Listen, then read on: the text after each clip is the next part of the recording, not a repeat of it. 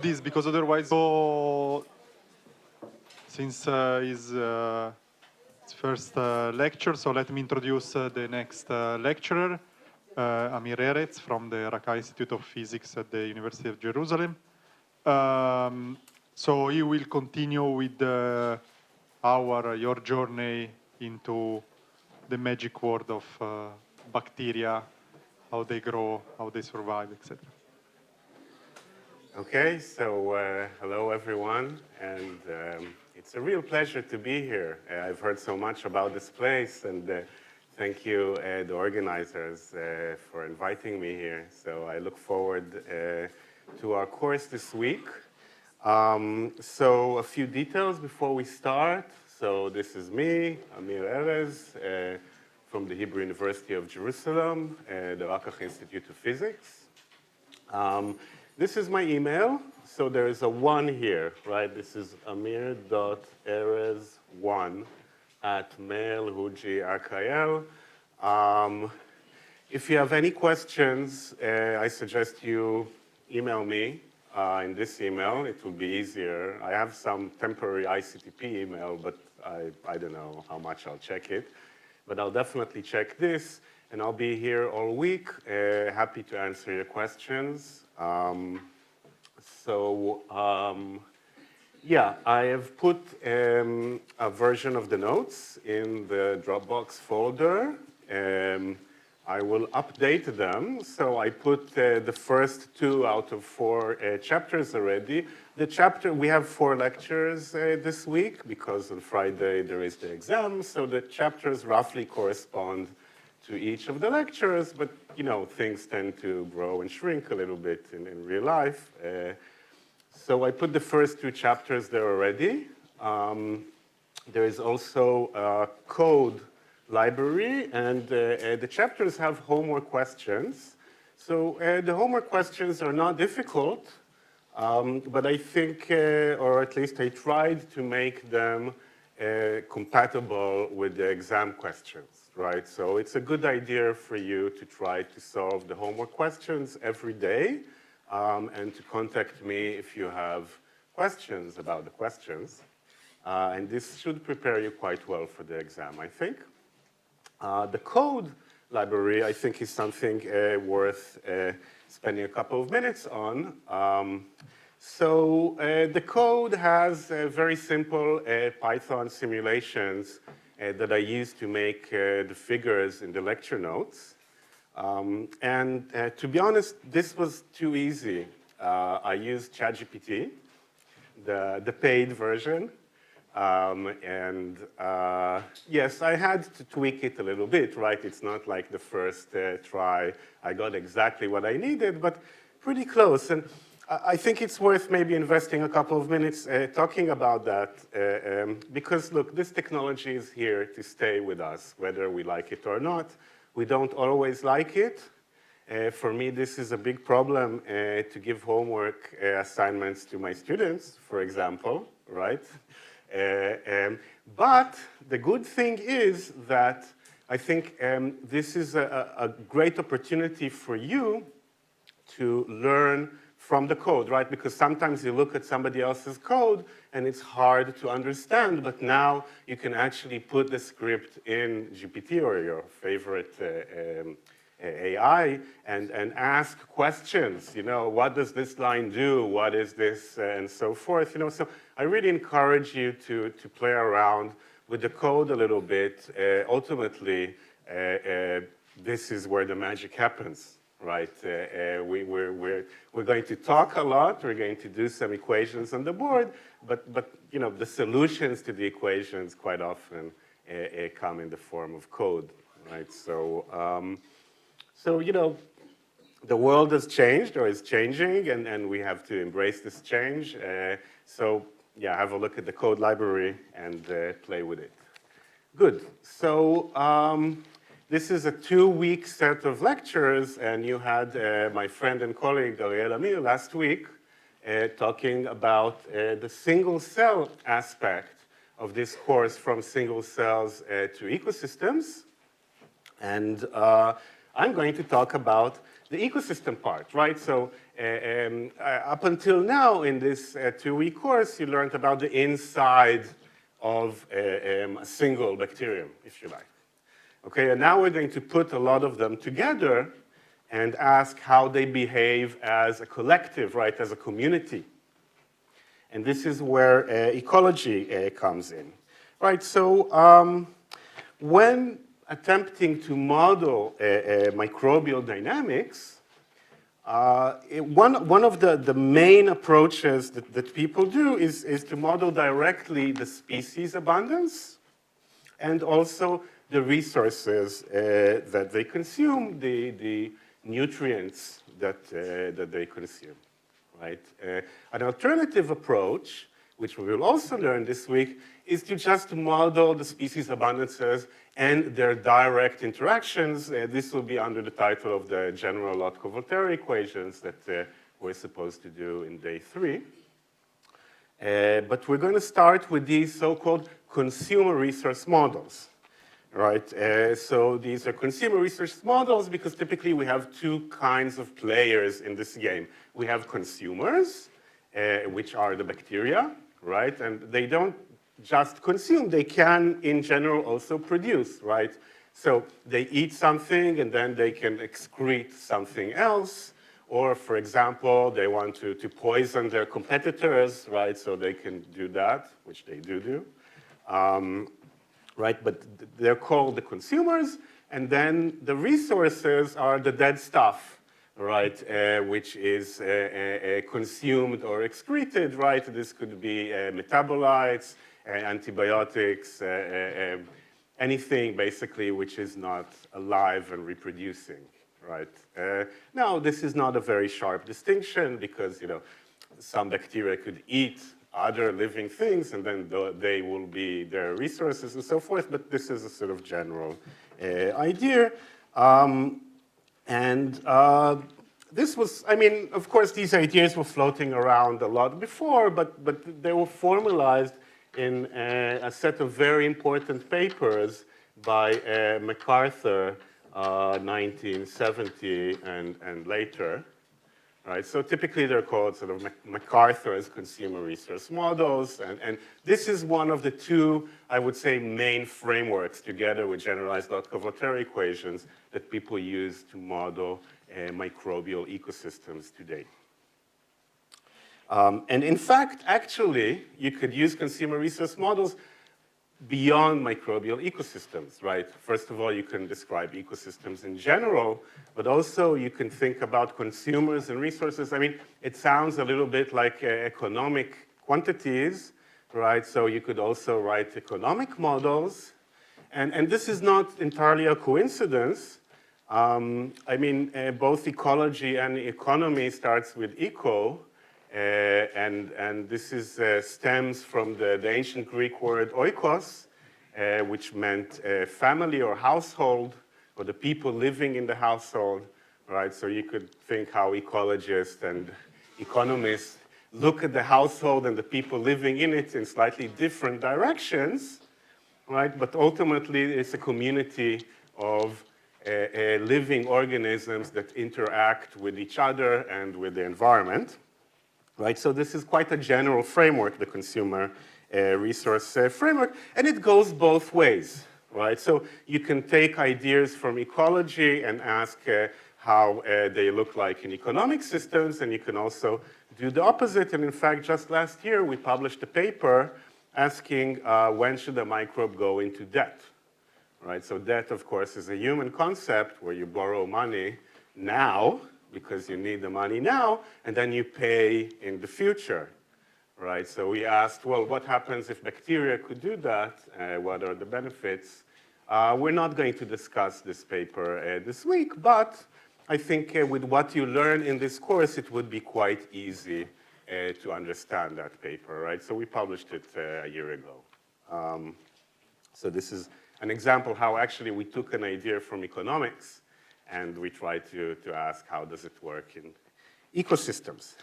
Okay, so far I've been very general. I'd like to be a little bit more specific and to talk about a special case of so-called consumer resource models. So by far the most well-studied case. It's very hard to say anything new about it, I think.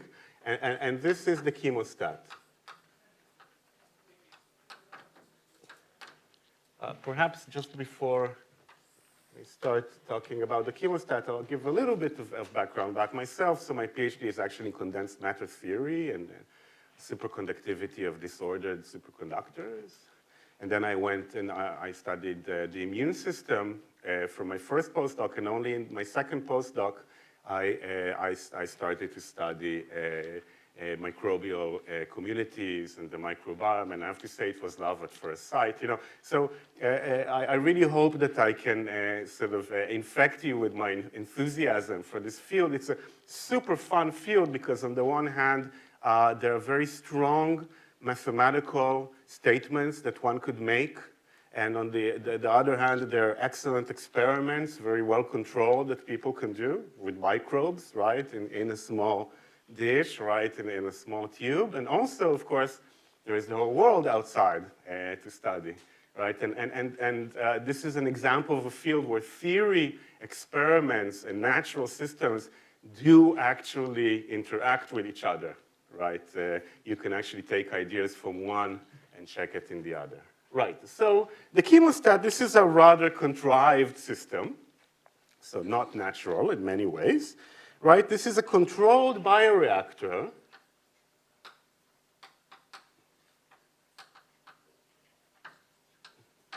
Okay, and it was actually invented way back by Novick and Szilard, way back in 1950.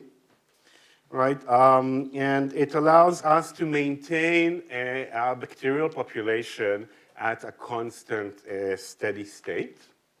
So typically the diagram is something like this. I actually took it off Wikipedia, right? This is a beaker. This thing is used to mix. And then we have some inflow, Q, right? So Q as in volume per unit time, right? We're flowing in stuff. What are we flowing in? We're flowing in some nutrient concentration. And also, there is an outflow. Again, this is a volume per time, right? And of course, if we want the level of the liquid here to stay constant, then the outflow has to be Q as well, right?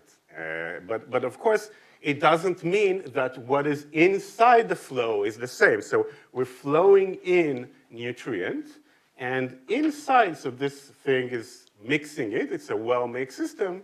And inside here, we have two elements, right? The consumers and the resources. And the simplest example is just one species of bacteria, which would have a density rho. Okay, and also there is, or I should say rho of T, right? And also there is the ambient nutrient concentration inside the tank, which is C of T. And in general, the nutrient concentration inside the tank is not the same as the nutrient concentration supplied because the bacteria are eating up the nutrient, right? We're basically going to solve this system. It has a lot of applications, microbial ecology, right? So this is a typical test system when people want to study bacteria in a fixed setting. Also, it has a lot of industrial uses for industrial fermentation and so forth, again, because it's a very well-controlled system. So we are going to study its steady state. Questions so far? Because now we're going to dive into the equations. What was the meaning of rho? Rho is the density, so the number of bacteria per unit volume. Okay? So that's the number of nutrient molecules per unit volume. Okay, inside, as opposed to C in, which is the density of nutrients supplied, right? Any more questions?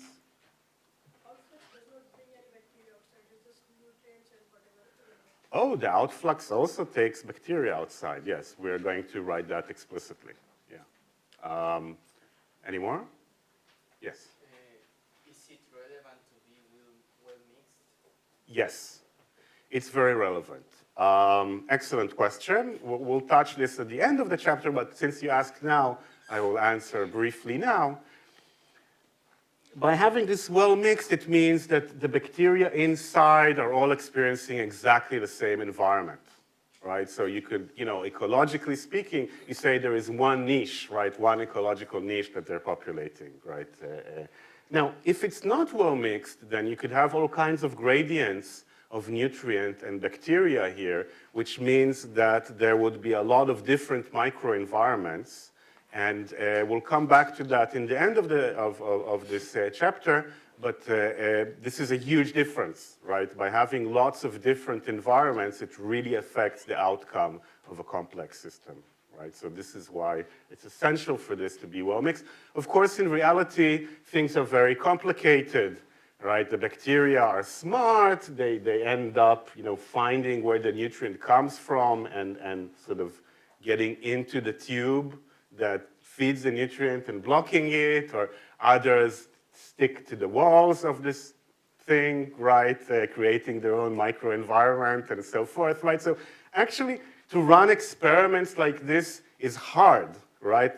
But the reason that this has been so well studied is that the math is easy, right? The math is easy because we're going to study it at steady state, so d to dt equals 0, right, which would reduce the differential equations to algebraic equations, okay? And again, towards the end of the chapter, I will expand a little bit on when that is not the case. Okay, so let's continue. Right, so let's start with the outflow. And I was asked, do bacteria flow out? And the answer is yes, because, where is the eraser? Good.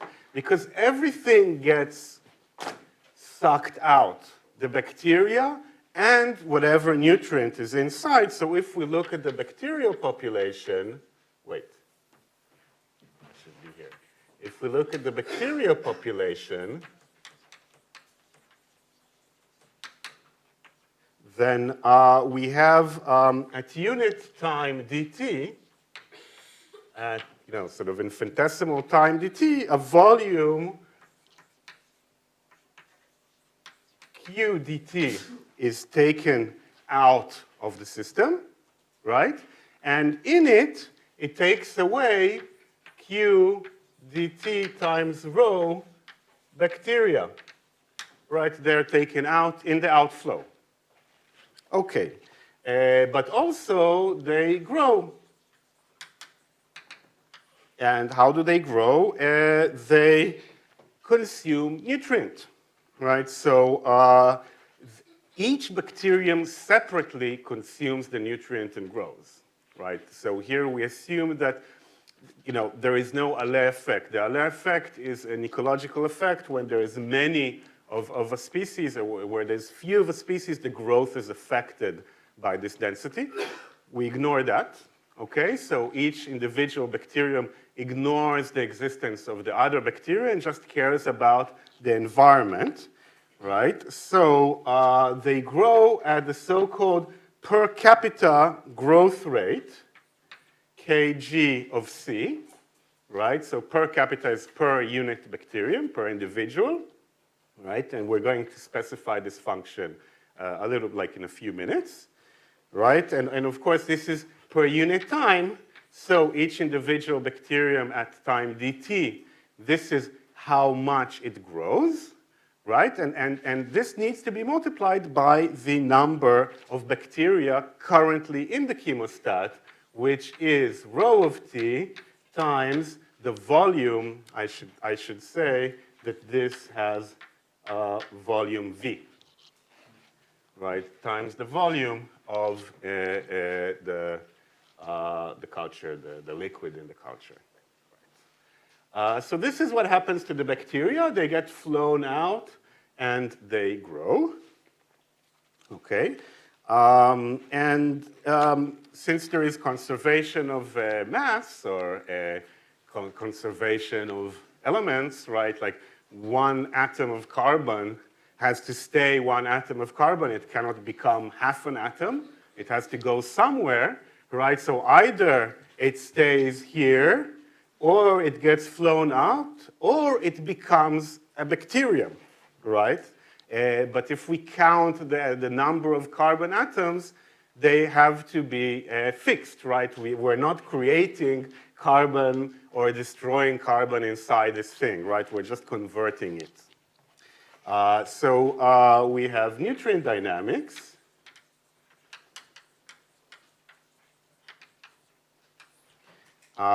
So we have an inflow, and the inflow is just Q dt,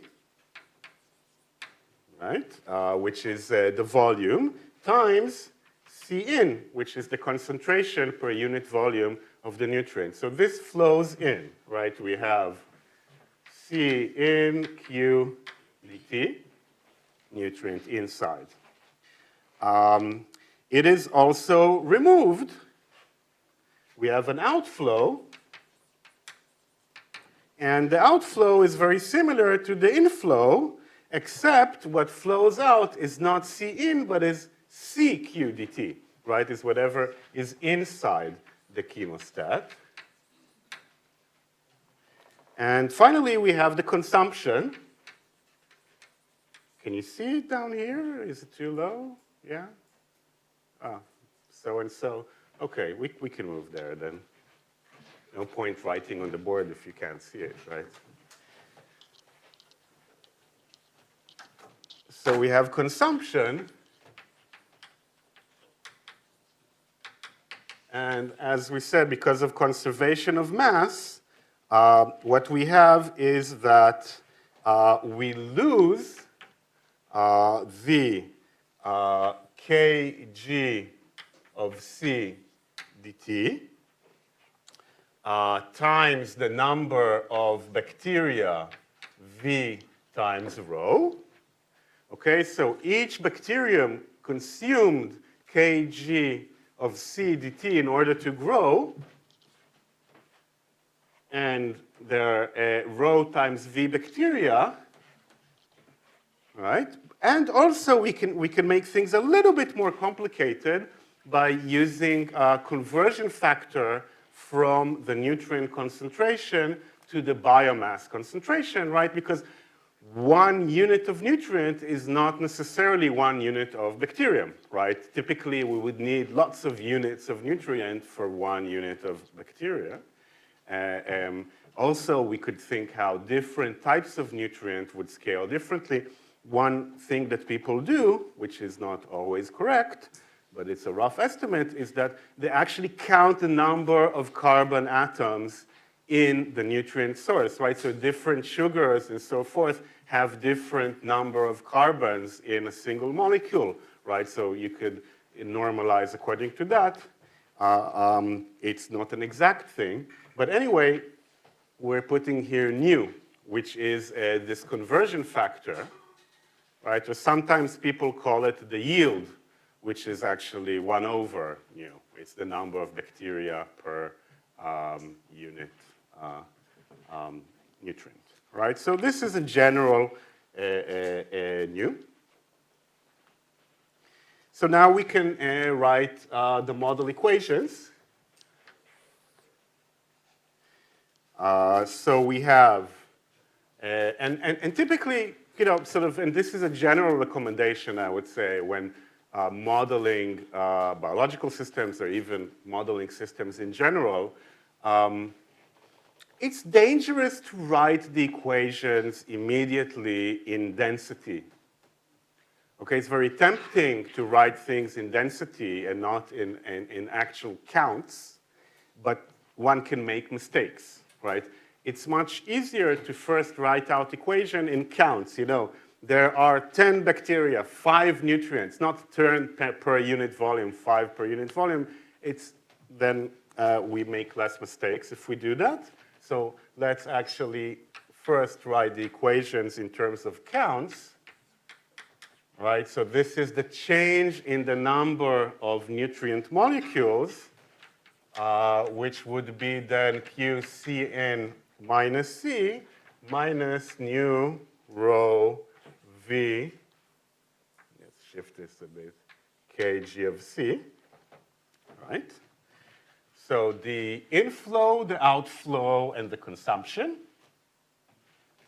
Then we have a d to dt of rho times V, so the number, the actual number of bacteria, right, not the density, right, and this is dictated, so they are growing per capita at Kg of C, and they're flowing out, Q rho. And now I need to specify what this Kg of C function looks like. So first I'm going to just drop this on you, but a little bit later today we'll discuss why this is a reasonable form. So let's use the following form. Kg of C is Kg max times C over C plus K.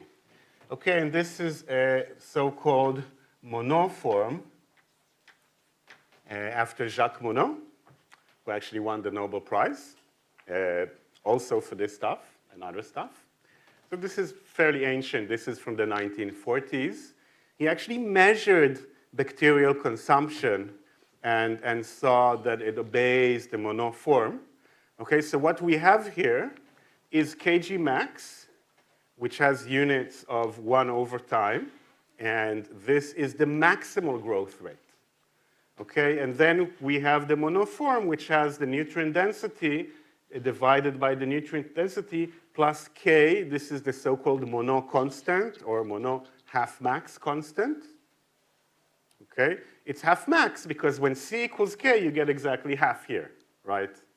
You have K over 2K, right? So if you plot this curve, you know, it looks like a sigmoid.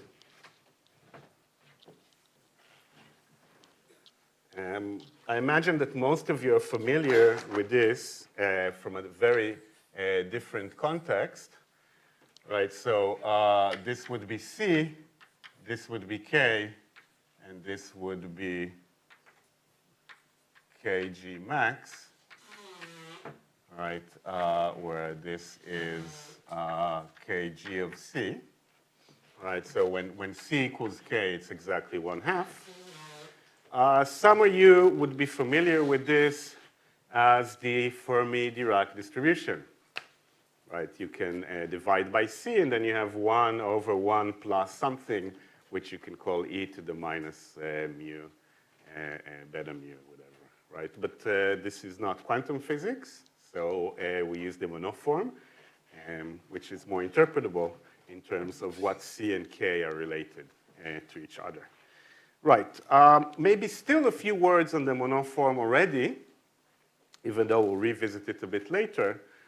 Look, why does this make sense? Okay, well, at low C, this is, so when C is much less than K, then Kg of C is basically C over K, right? Because when C is much less than K, then we can drop the C in the denominator, and then we have C over K. So it's linear in, of course, yeah, let's divide by Kg max here, right? So at low nutrient concentrations, this is roughly a straight line.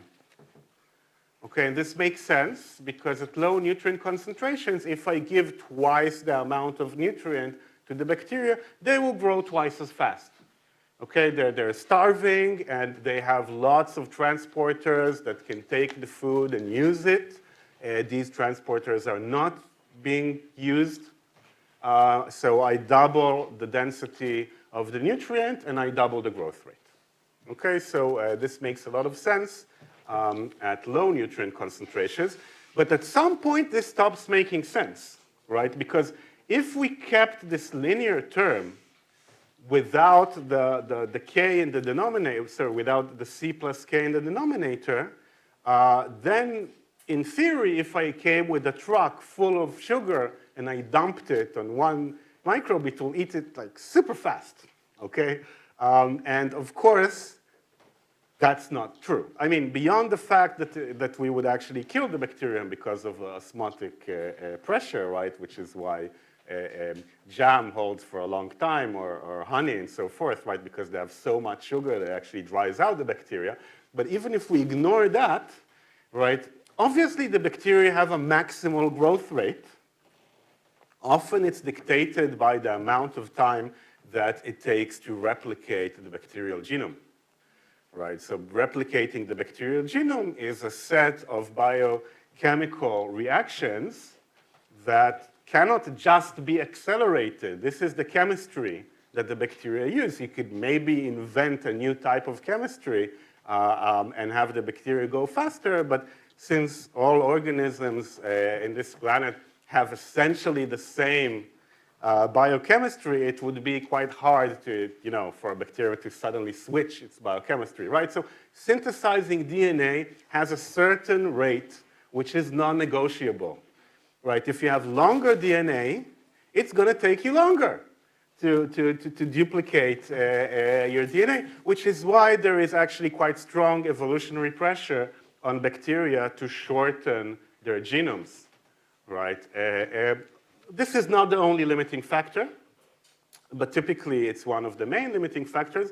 But I think it stands to reason that there is a maximal growth rate, that the bacteria cannot grow faster regardless of how much nutrient they receive. So this function, of course, saturates, right? When C goes to infinity, then this function goes to 1. So we have the nice saturating behavior. Okay, so we... Sorry, the first equation describes the number of nutrients in time, and the second is the number of bacteria. Yes. And this just specifies what kg of C is, right? So as you can see, these are coupled, nonlinear, ordinary differential equations. The nonlinear term here, quite obviously, and the coupling is because C depends on rho, and rho depends on C, non-linearly, right? So in general, solving these equations is not easy, but at steady state, what one can just do, d to dt equals 0, right? And then they become coupled nonlinear algebraic equations, which are also in general not easy to solve, but in this case, they are. Okay, but before we do that, it's worthwhile. We have lots of constants here. We have, in fact, 6 parameters. It's worthwhile to try to remove dimensionality from the system. So we're going to rescale some variables to remove dimensionality. Before I do that, I want to pause for a second, ask if there are any more questions.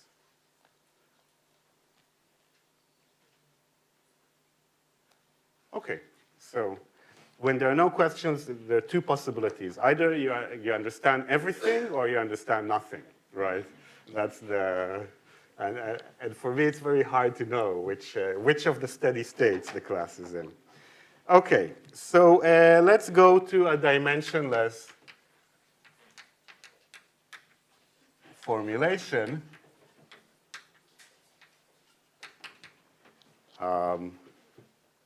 Good.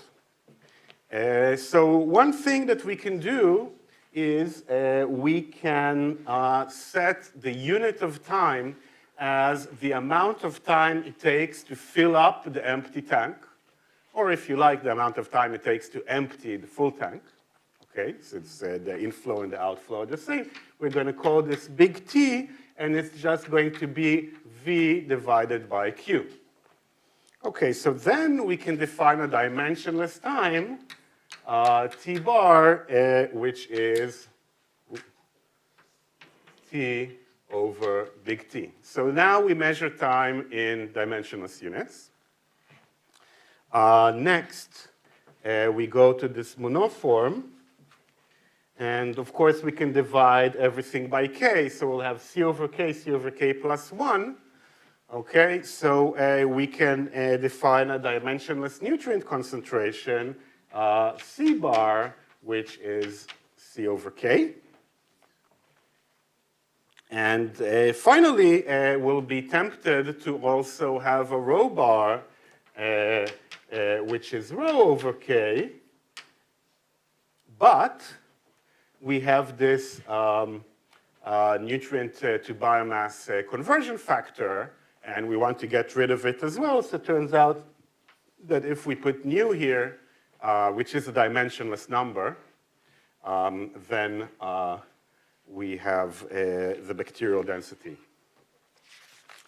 Okay, and finally, we go back to this kg max, which has units of 1 over time.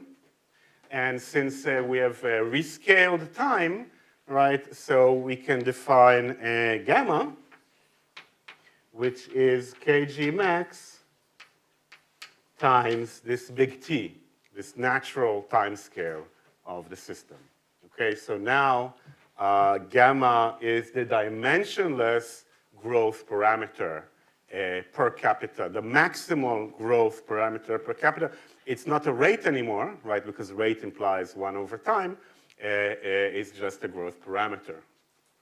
Right. And this little trick allows us to take the 6, I'll put this in the box, just the 6 parameters, which are kg max,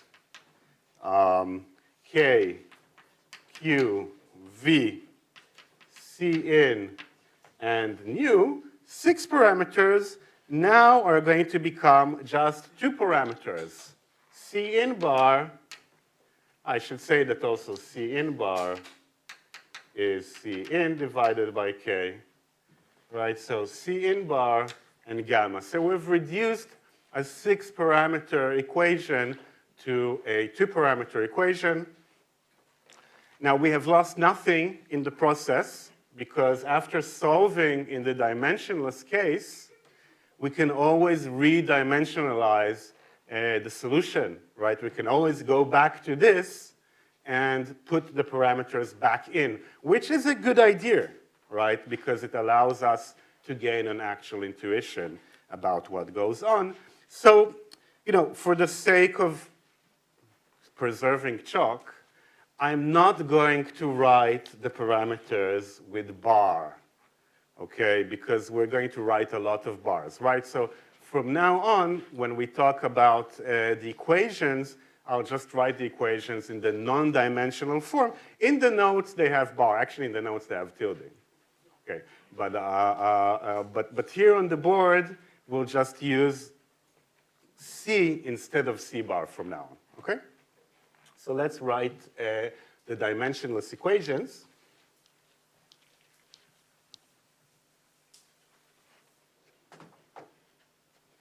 All right, so the dimensionless equations are, okay, so I did put a bar. Okay, I'll put a bar once, and then we'll stop putting a bar. I can't help. Right. C in minus C minus rho gamma C1 plus C bar, and the rho to the T bar is rho gamma C plus 1 minus 1. Okay.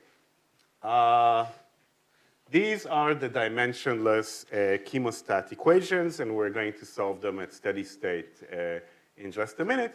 It's worth pointing out that what you can do is either rho is 0, okay? This is already a bit of a giveaway for the steady state, right? Because if rho is 0, then of course the rho to the t is 0, which is the steady state of the population. It's a trivial steady state where there are no bacteria in the tank, okay? But excluding that solution, you can divide both sides by rho, and then you would have 1 over rho d rho 2 dt, right, which is actually d log rho 2 dt, right? So sometimes this equation is written as d log rho 2 dt equals that. In many ways, log rho is a more natural variable than rho. When you're dealing with exponential growth, then log rho becomes a straight line, right, and so forth. Okay, but we don't need this. This was an aside. Okay, so how do we solve a set of coupled nonlinear differential equations? Well, there is, a prescription that has never failed me, which is we solve first for the null lines. So null lines is setting each equation to 0 separately.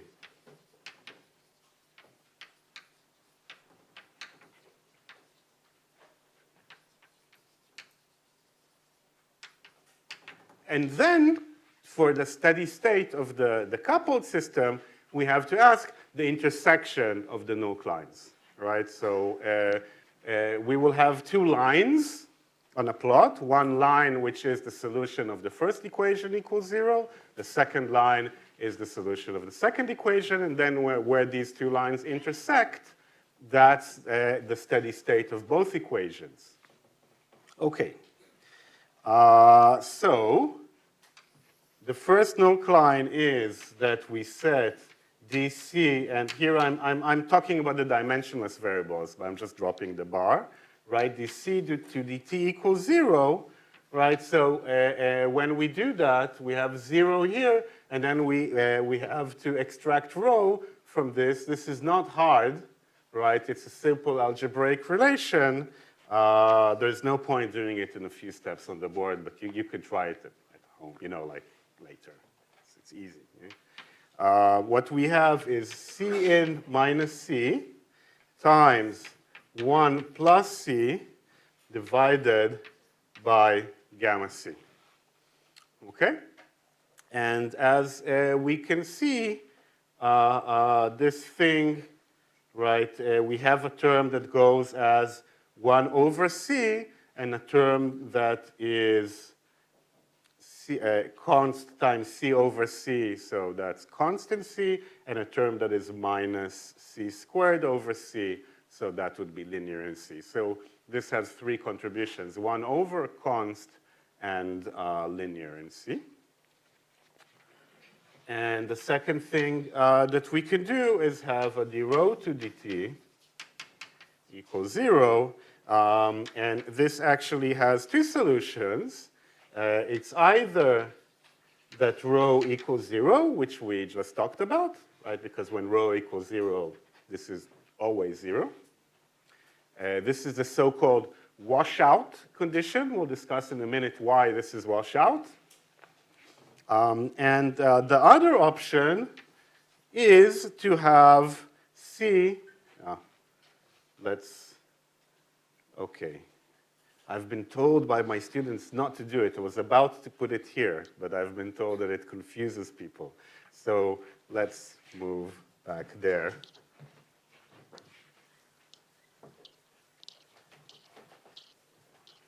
Equation number 2. Right, we have C equals 1 over gamma minus 1, or rho equals 0. And maybe I'll just copy equation 1 again, just so that we have C in minus C times 1 plus C over gamma C. Okay, so these are the null lines of the system. So you actually have a figure as well that I generated with a script that you can play around with. Let's try to plot this figure. So this is a solution, rho equals 0. So, right, we have rho and we have C. And rho equals 0 is one solution. okay? But then the other solution is this, and this has a shape something like this, okay?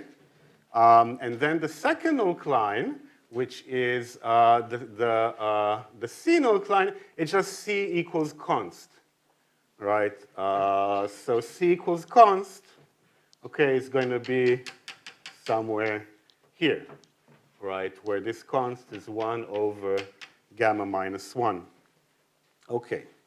Now, already we see a problem, right? We see a problem. What happens if gamma is smaller than 1? Okay, if gamma is smaller than 1, then this becomes a negative number, which of course makes absolutely no sense because this is the number of nutrient molecules per unit volume, right? You cannot have a negative number of molecules inside the tank. So as gamma tends to 1, sorry, as gamma tends to 1 from above, this moves to the right, yeah? And once it becomes less than 1, it's no longer a solution, right? So we can see a situation. So when we say as gamma tends to 1 from above, right? So if gamma is 1.1, this still works. 1.05, it still works. But you know, as it tends to 1, this will move to plus infinity, right? So at some point, this runs away and stops being a solution at all, okay? So now we need to intersect these nuclines for the steady state of the system. So we see here two intersections. We have an intersection here.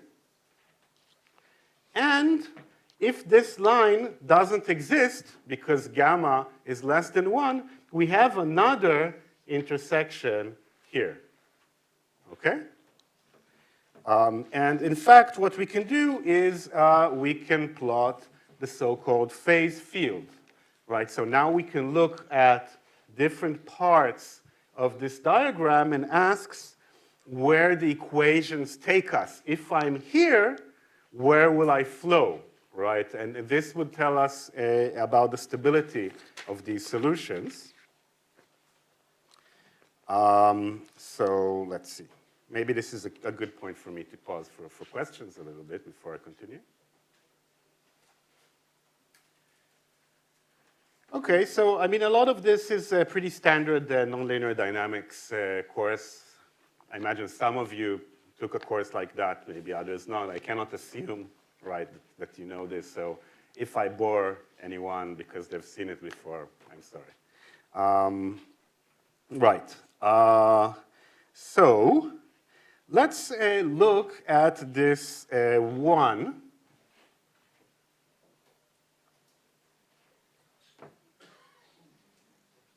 Row. Right. So let's look at, okay, let's look at this solution for a second, right? C is gamma minus 1, and rho is this nasty expression. Okay, if we plug in C into rho, right, so this is where the two nuclines intersect, then what we have here is C is, of course, still 1 over gamma minus 1, and rho 1, the solution is C in minus 1 over gamma minus 1. Okay. So we actually know also the value here. And what we see here that, in fact, this is bounded, right, so that this cannot be too large or rho will become negative, right? Now, here is a really fun fact, okay, which is a little bit counterintuitive. If we go back to the per capita growth rate, so this is this expression, okay, the gamma times C over C plus 1, Yeah, this is the growth. This is the dilution, okay? This is the growth. Per capita is because it's per row, yeah? And if we plug in this steady state value of C, okay, so what we get, of course, is that this equals 1. Has to be, right? Otherwise, the row to the t wouldn't be 0. We said either row is 0 or this is 0, right? But you can really plug in that value inside. I encourage you to do it to get the feel for the equations. You know, but of course, this is what's going to happen. Gamma c over c plus 1 equals 1. So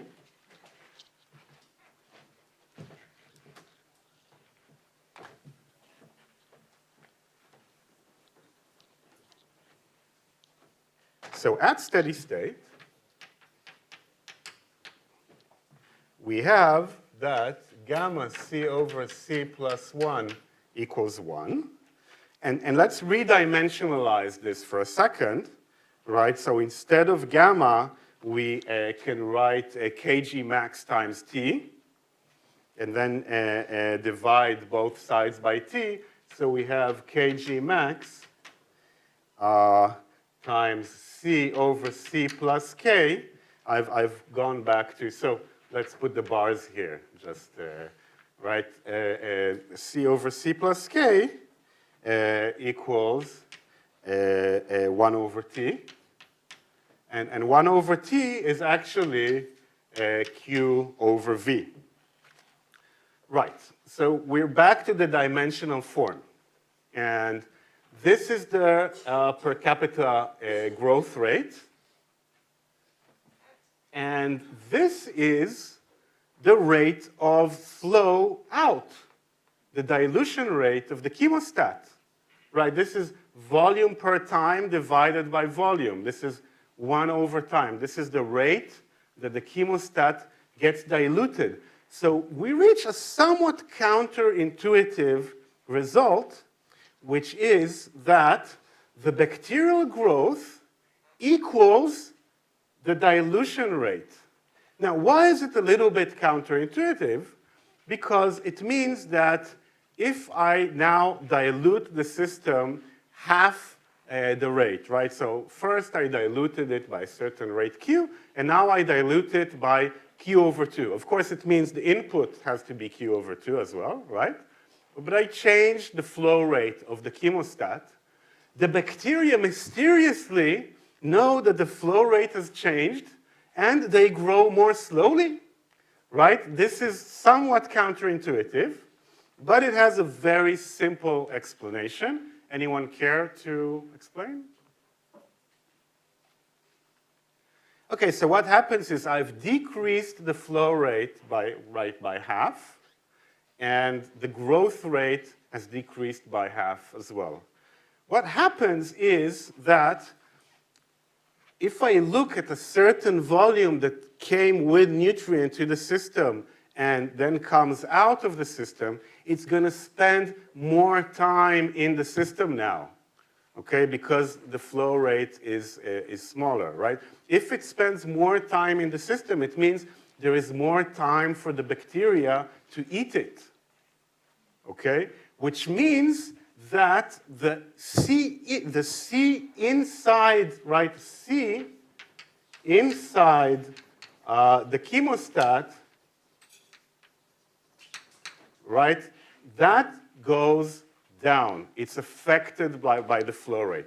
Let's think about the opposite situation. I increase the flow rate. I go from Q to 2Q, to 10Q, to 100Q, right? This is like a pipe, you know? Things are just flowing in and out, you know?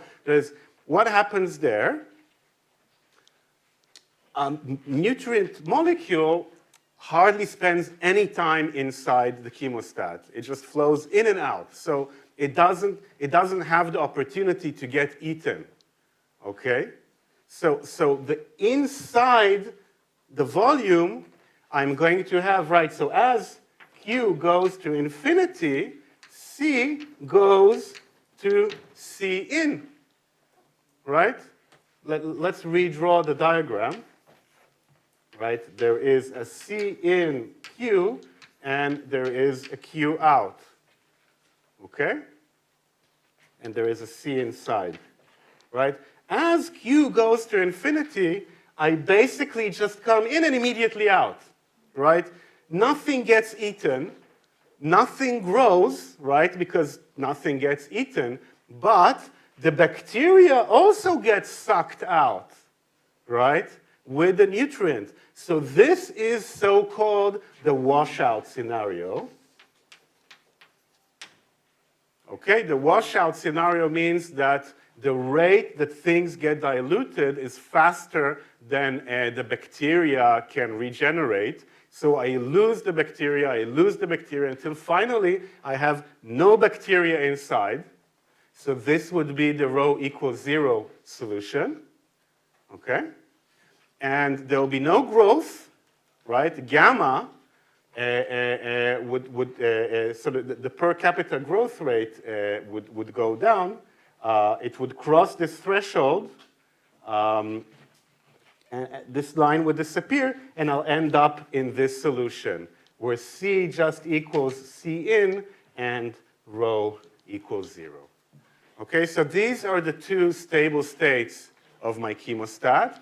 Either a fixed community with C and rho here, or if, and the counterintuitive thing is that if I decrease the flow rate, that's why I'm talking about decreasing and not increasing, right? Because increasing the flow rate, we have to check, is it flowing too fast or not, right? But decreasing the flow rate, we don't have to check, because if it was stable before, it would be stable now, right? So if I decrease the flow rate by half, right, then the per capita growth rate will also decrease by half. Why?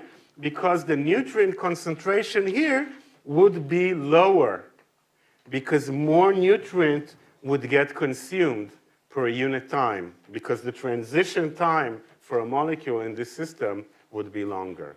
Is that clear? This is probably the hardest part in all of this. So if there are questions, it's an excellent time to ask them. I'm sorry? Explain again. The dilution, the washout. Okay. So we have two competing timescales here. Okay, one timescale is how long for a molecule to typically spend inside the tank, a nutrient molecule to spend inside the tank before it gets flown out. And the second time scale that is in competition is how quickly do the bacteria consume this food molecule and increase their mass, okay, their biomass. Now, if I flow out too quickly, the bacteria don't get a chance to eat the food, so their population decreases. And it will decrease until eventually it will hit 0. Okay? What this would mean is that in this fast flow limit, whatever nutrient concentration I put in would be the nutrient concentration inside, because none of the nutrient would get eaten because there are no bacteria to eat it anymore. Okay, so this is the washout steady state. Okay, and if you think about the opposite limit, if I decrease Q, then the molecules spend more time here, the food molecules spend more time here, which means more of them get consumed, which means C becomes smaller. And when C becomes smaller, then this expression, C over C plus 1, becomes smaller as well, right? So the per capita growth rate becomes smaller. Why? Because now the bacteria are experiencing a very nutrient-poor environment, so they grow slowly, right? And yes, this is a little bit confusing, right? But ultimately, what happens is that their population increases so that the ambient level of nutrient goes down, and then everyone grows slowly, right? There is a lot of them, but they grow slowly. We're going to talk a little bit later what happens when there are two species right? And then as the population goes down and the ambient nutrient level, so the population goes up, the ambient nutrient level goes down. What happens if we have two species? Spoiler, one of them will get excluded. One of them will basically go extinct. Okay, is this, any more questions? Okay. So, some observations. This stable fixed point is stable because if I go to the right here, I have more nutrient, right? So say that I have a fluctuation, I suddenly have a little bit more nutrient inside, okay? What happens? Now the bacteria will grow faster, right? Because there is more nutrient for them. So their population will increase, right? So if I go here, their population will increase, right? But now that their population is increased, they eat more nutrient, right? So if they eat more nutrient per unit time, it will decrease C, right? And we'll go back, and now there is less nutrient, so now their population will decrease. We end up back here. Similarly, of course, if we fluctuate to the left, there is less nutrient, right? So that there would be fewer bacteria, so then an excess of nutrient will be created, and therefore it will flow back in. So you could actually plot these trajectories. I plotted some trajectories here in the note line, so you can look at the notes. Right? It's too bad we have only one color here, right? But you can have sort of trajectories that go like this. You can have trajectories that go like this, and so forth. Right. And then if gamma drops below 1, then we have only this fixed point. Okay, and what happens is that this is the washout scenario. So this is a rather boring scenario if you're running an experiment. You're just washing away all the bacteria and end up with nothing inside. So this is not a great experiment. Or, for that matter, if you are having industrial fermentation chemostat, you don't want this to happen, right? But in this scenario, basically, everything flows out. So wherever I start, I will end up flowing to this washout point, okay? I think it's really, especially for those of you who are not familiar with this type of analysis of nonlinear dynamical systems, I really encourage you to look at the Python script, which solves it and puts the little arrows of the so-called vector field, which shows how the equations flow towards the steady state. Okay?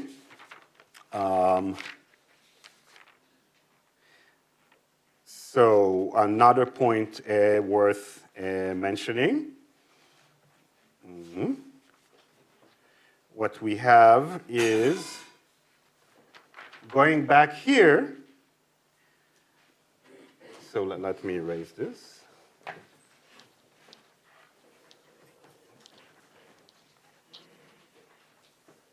It's a very rich system. It's the equations are not difficult. It's a very rich system.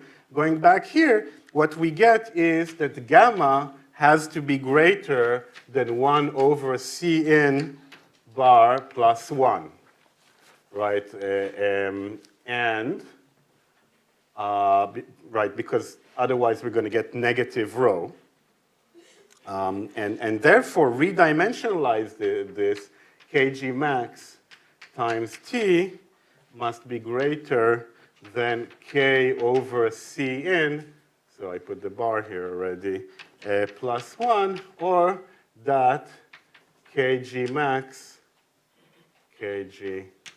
max must be greater than 1 over T plus K over Cn of T. Okay, and this is the washout condition, right?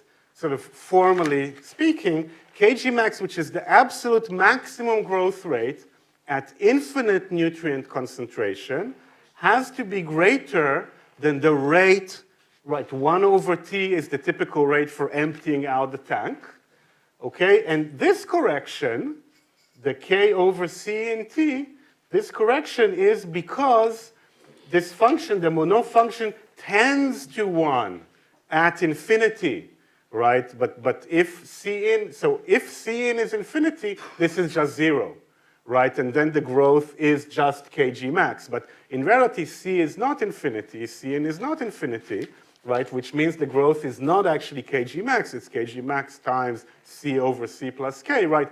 A number which is smaller than 1, maybe by a little bit, but it's still smaller than 1, so this is the correction here, right? But sort of the essence, right, at Cn goes to infinity, the essence here of avoiding washout is that the maximal growth rate needs to be larger than the dilution rate, right? Otherwise, the bacteria can't keep up, right? The nutrient and the bacteria get sucked away before they get a chance to consume. Okay, so we are done with a simple chemostat, and now we're ready to move on to some complications of this simple system. But before that, again, I'll pause again for questions.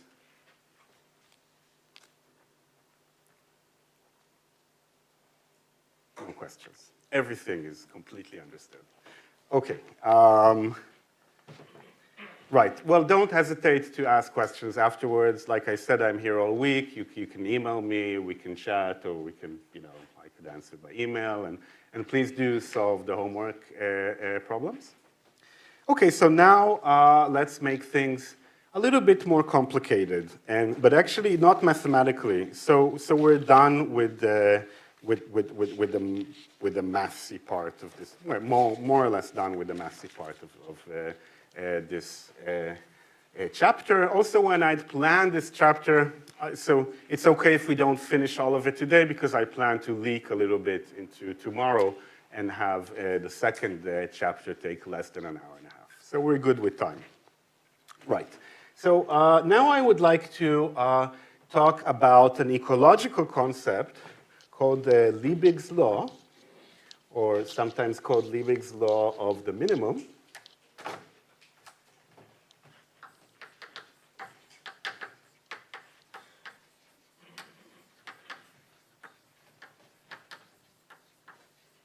This is an extremely useful concept for studying these systems, right? And it says that the growth of an organism is controlled not by the total amount of resources available, but by the scarcest limiting resource, right? So growth is controlled by the limiting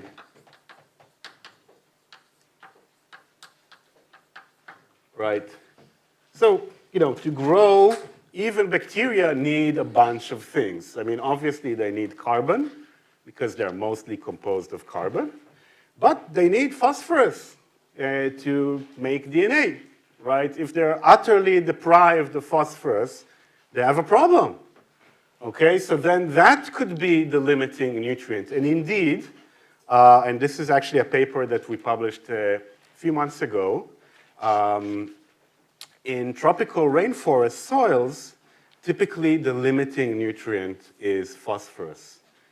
This is super interesting. This is a collaboration with the biogeochemist, Avner Gross, who's an expert in climate change. And he studied actually how dust from the Sahara fertilizes the Amazon, right? So the phosphorus, the dust from the Sahara, which contains phosphorus, then ends up in the Amazon basin. And that's the limiting nutrient in these rainforest soils for bacteria, right? So without this dust, the soil bacterial community in the Amazon would be in serious trouble. Actually, this is more interesting than that because with climate change, also we see changes in the rainfall pattern. So there's changes in the moisture, and this phosphorus comes in two main forms. organic phosphorus and inorganic phosphorus, right? So sort of mineral phosphorus and phosphorus that is already in organic molecules, and then the bacteria have different enzymes to consume one or the other. So it's not just about the dust that arrives, it's also about what type of phosphorus is in the environment, which can dramatically affect the soil ecosystem. So this is an example of phosphorus as a limiting nutrient in rainforest soils. Another example, so a main limiting nutrient in our gut is iron for the bacteria. Okay, they have a fierce competition for iron. And this is why, I don't know how many of you have babies and so forth, I have a baby daughter. And in Israel, they tell you to give iron supplement to the baby, right? But it made her constipated. So we stopped. This is quite common, actually, for people to take iron supplement and they get constipation. Why is that? Well, it's complicated, obviously. This is a whole bacterial ecosystem here in contact with your immune system, right? But it helps to understand that iron is a limiting resource, and if suddenly you drop like a ton of iron into your gut, you're going to change the ecosystem, right? Whereas if you just add more carbon, usually people don't get constipated if they have like the whole pizza and not half the pizza, right? So forth. Liebig's law is this fundamental notion of only looking at the limiting nutrient and understanding that it controls the growth. So this helps us when we model these systems. Actually, by the way, originally in the original chemostat by Novick and Szilard, it was nitrogen, which was the limiting nutrient. Right? And quite often it's carbon, though. And then this means that instead of thinking about all nutrients, we can think just about the limiting nutrient, right? And let's go back to the Monod form. Kg of C is Kg max times C over C plus K. So we choose C to be whatever the limiting nutrient in the system is, and K, it's a relevant Monod half constant for these bacteria. And it's worth looking actually again at why this form is, makes a lot of sense and is empirically also justified, right? But if we plot here log of Kg of C times C, it's easier to see it in log scale, right? So the Monod form would look like this. Oh, I should maybe change this a little bit. So for this, you don't actually have a script, but it's very easy to show, right? So this is K, and this is the Monod form. Right, now this is a so-called type 2. Let's steal a bit here. This is a so-called Holling type 2 functional response. So again, this is a little bit of ecology, right? A type 1 functional response is just a linear, right, C over K. This is a type 1. And we mentioned why it makes sense at the C less than K limit, that at C goes to infinity, it's preposterous, right? Because bacteria have a maximal growth rate, and it can't just grow faster and faster with more nutrient, right? There is also a type 3, and the type 3 would have this limit here. Let's do it like this, but it will decay faster, so a type 3 would be, where should I put it? I'll put it here.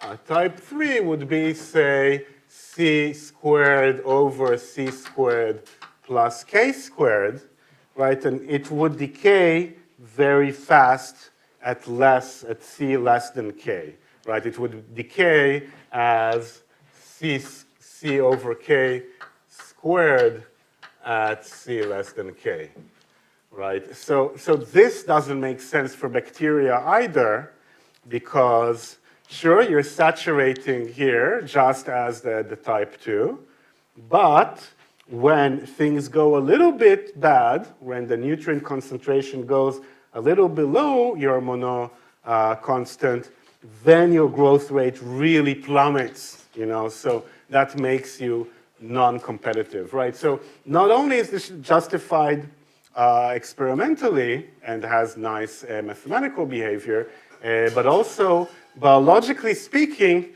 this is a kind of sweet spot, right? C divided by C plus K.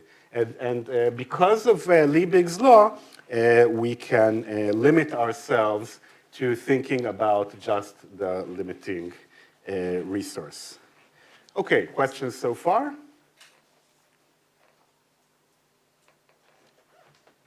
Okay, so let's add some additional context. We made some simplifying assumptions. So we assumed a well-mixed environment, as was asked previously. And as I started to answer, when the environment is not well-mixed, then we would have now, after learning a bit about the chemostat, right, then if the environment is not well-mixed, then we could have a gradient of food, right? We could have a gradient of density, and therefore we would have some spatial C as a function of space and rho as a function of space, right? This would be very, very hard to model, right? And would create opportunities. We're going to talk about 2 species in a minute, would create opportunities for different species to coexist. So we assumed only a single nutrient, but of course natural ecosystems have multiple nutrients, but Liebig's law comes to our rescue here, right? Sometimes the resources interact with each other, which, you know, then things become more complicated, right? Sometimes having a lot of this helps me eat that, right? So that's not calculated here. And one thing which is really actually a huge simplification is the fact that things are kept constant. Okay, I'm flowing in the nutrient at a constant rate, and I'm flowing out everything at a constant rate, and I get a steady state. But as convenient as this is mathematically, one could argue that natural environments are not like that. Okay, in fact, many things in nature are cyclic, right? So we have the day and night cycle. Okay, so very different types of nutrient in the day and the night, right? And if I'm affected by temperature, then very different temperature in the day and the night as well. We have the tides of the ocean, right? We have the seasons of the year. Many things in life are cyclic, and they change. They're not constant. Okay, having this cyclic, or I should say fluctuating environment, right? Also, if we think about, say, the bacteria in our gut, right? It's not like we're constantly feeding them and we're constantly diluting them out, right? There comes like a bunch of food and then come out like a bunch of bacteria and whatever remained, right? Right, so these are so-called serial dilution systems, right? So let's talk very briefly about that. We're not going to solve these equations, right? But I think it's worth mentioning them. Well, partly, I mean, I'm biased here because I actually spent quite a lot of time studying these dynamics myself in my second postdoc and after, right? But the idea is that now you have the tank and you introduce some bacteria at time 0, and you also introduce some nutrient at time 0. And the bacteria, right, if this is time and this is the bacterial population, we can have multiple species here. They eat the food, they grow, they run out of food. Okay, these are different species. Okay, and then you take a little bit out of this and you use it to seed the next batch. Okay, and you dump again a bolus of nutrient. And again, the bacteria eat and grow, right? And then you take a little, typically the experimenters actually take a little bit of volume, right? Right, they suck in with, they mix this, they suck in with a pipette a little bit of this stuff, and they use it to inoculate the next batch. Actually, if you do like sourdough or kombucha or anything like that, or yogurt, if you make yogurt, right, you would do something typical, right? You would seed, you would inoculate the next batch of yogurt with a little bit of the previous yogurt, let it eat, you know, and so forth, right? So these serial dilution systems are a lot more complicated mathematically, because now inside here, things change. The population grows, the nutrients go down, and the steady state of such a system is a steady state of a map, which means jumping from one to the next batch, the species abundance distribution at time 0 at the end of the batch is the same. So then if you take a small amount and you see the next one, it will be the same distribution and so forth, right? So that's all I have to say about that for us, but I have a few papers in this, and actually, so does Jacopo, right? This is a major, I would say this is a major research, contemporary research direction, right? So I started by saying that I think everything about the chemostat has been solved. I think almost nothing about this has been solved. Just a little bit, you know, we try to, but there is a lot more to discover when we talk about serial dilution cultures. Okay, so now I'd like to go back to our chemostat for the remaining 7 minutes that we have today, and I want to talk about competition between two species. Okay, so let's jump immediately to writing the equations. This would be easy. What we have here is a kGa of C, which is some C over C plus Ka for species 1. Sorry, there is a kg max of A, and there is a kg of species B, which has a kg max B of C over C plus Kb. Right, so in general, the two species have different maximal growth rate. And as I had mentioned many times, but not always, this is dictated by the length of their genome, how much DNA they need to replicate, right? So of course, if I have a shorter DNA, then in that case, if that's the limiting factor, I would have a faster kg max, right? And another thing is, in general, they would have different Monod half constants, right, which is how effective they are at importing nutrient from the environment. If you think about it, if the nutrient environment is sufficiently sparse, then it's very hard for me to take any nutrient from the environment, right?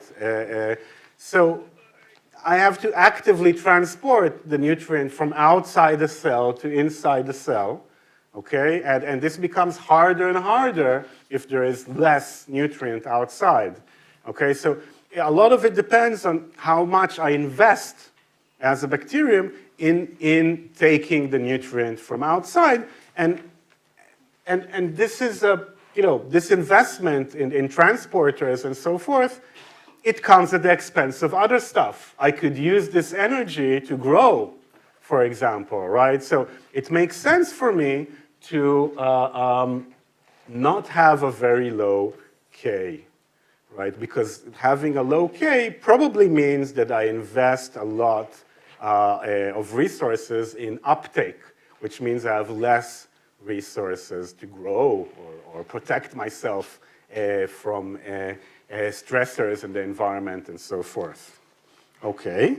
And then the model equations, 5 minutes. Okay, so we have a d rho a to dt, which is rho a times kga of c minus 1 over t.